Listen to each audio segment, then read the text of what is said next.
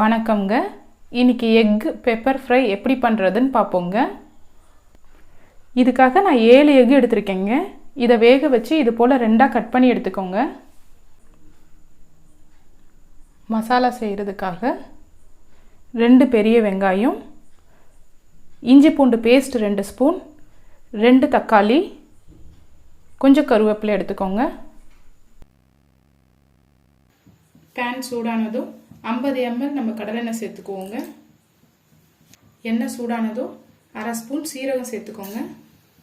சீரகம் பொரிஞ்சதும் கருவேப்பிலை சேர்த்துக்கோங்க. கருவேப்பிலை பொரிஞ்சதும் வெங்காயம் சேர்த்துக்கோங்க. இது போல பொடியாக நறுக்கி சேர்த்துக்கோங்க.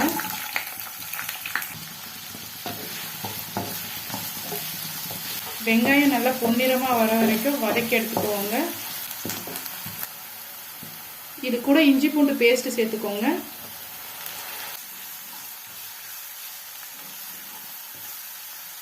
இது கூட 1 ஸ்பூன் உப்பு சேர்த்துக்கோங்க. 1/4 டீஸ்பூன் மஞ்சள்தூள் சேர்த்துக்கோங்க. இஞ்சி பூண்டு பேஸ்ட் வதங்கினதும் தக்காளி சேர்த்துருவோங்க. தக்காளி வதங்கினதும் சீரகத்தூள் 1/2 ஸ்பூன் சேர்த்துக்கோங்க.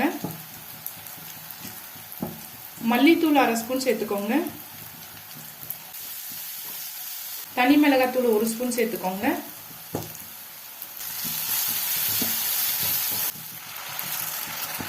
இது கூடயே 100 ml தண்ணி சேர்த்துக்கோங்க.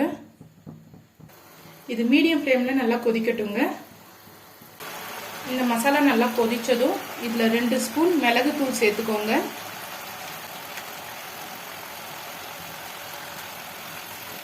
இது கூடயே நம்ம வேக வச்சிருக்க எக்கை சேர்த்துடுவோங்க.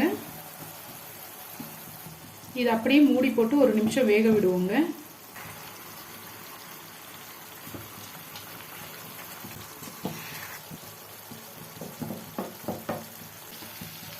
இது கூடயே கொஞ்சம் கொத்தமல்லி சேர்த்து ஸ்டவ் ஆஃப் பண்ணிடுங்க. எக் பெப்பர் ஃப்ரை ரெடி ஆயிடுச்சுங்க. இந்த வீடியோ உங்களுக்கு பிடிச்சிருந்தா லைக் பண்ணுங்க, ஷேர் பண்ணுங்க, சப்ஸ்கிரைப் பண்ணுங்க. Thank you so much.